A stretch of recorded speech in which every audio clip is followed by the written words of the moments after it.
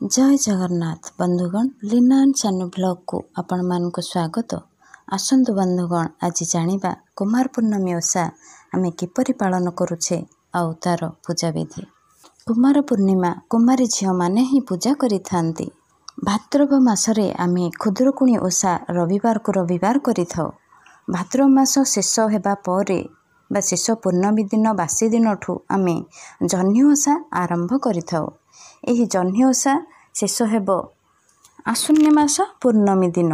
सेही पूर्णमी दिन को आमे कुमार पूर्णमी बोली कहि थाउ। आउ कुमारी झियो माने सुंदर बर पाइबा पई एही कुमार पूर्णमी ओषा करिथांती। एही दिन सूर्य चंद्र तुलसी चौरा कार्तिकेय एवं माँ गजलक्ष्मी को पूजा करा जाई थाए।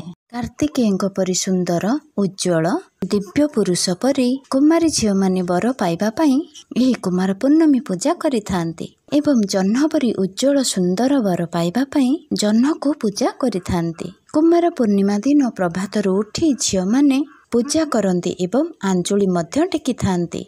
परे सबुदिन परि संध्या बेले जेपरि जह्नि ओषा करा जाय सेही परि भाबरे से माने चौरा पूजा मध्य करिथांती। यह मान्यता अच्छे जे माँ वृंदावती पतिव्रता नारी थिले। माँ वृंदावती परि पतिव्रता नारी हेबा पई तुलसी चौरा को पूजा करा जाए। कुमार पूर्णिमा दिन प्रभातरु उठी स्नान सारी नुआ ड्रेस पिंधि एवं सजबाज श्रृंगार होई अलता लगई तापरे आंजुला टेकी थांती। चौरा पखारे छात उपरे बा दुआरे आंजुला टेकंती। पूजा करिबा स्थान रे एक कलश स्थापना करिवे। कलश तले चाउल मुठाए निश्चय रखिबे एवं ता उपरे कलश स्थापना करिवे।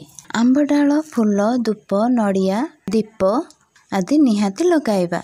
आंजुली टेकिबा पाई एक कुलारे खई नड़िया आखु कदली सेऊ कमला कसी काकुड़ी कसी जह्नि आदि लेंबू आदि सब कसी फल गुड़िक आनी रखिबे।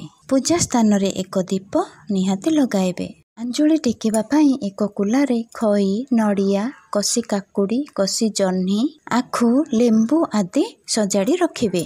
कसी फल गुड़िक सब सजाड़ी रखिबे। पूजा स्थान रे धूप दीप लगाइबे एवं पूजा करिवे। तापरे खई सह गोटी गोटी कसी फल को आनी आंजुला टेकिबे।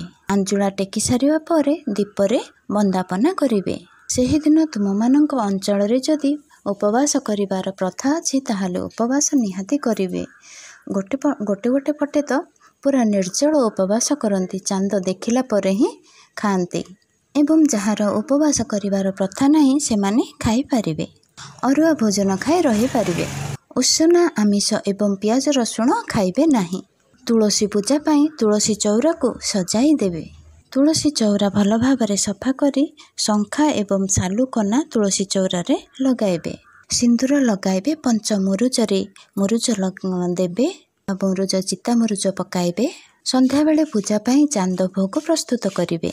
चांद करिबा पाई छेना कदली खई मिठा फल आदि सबुगुड़िक भल भाबरे चकटी चांद तैयारी करिवे। संध्या हेले चांद आसिले चौरा पाखरे पूजा करिवे।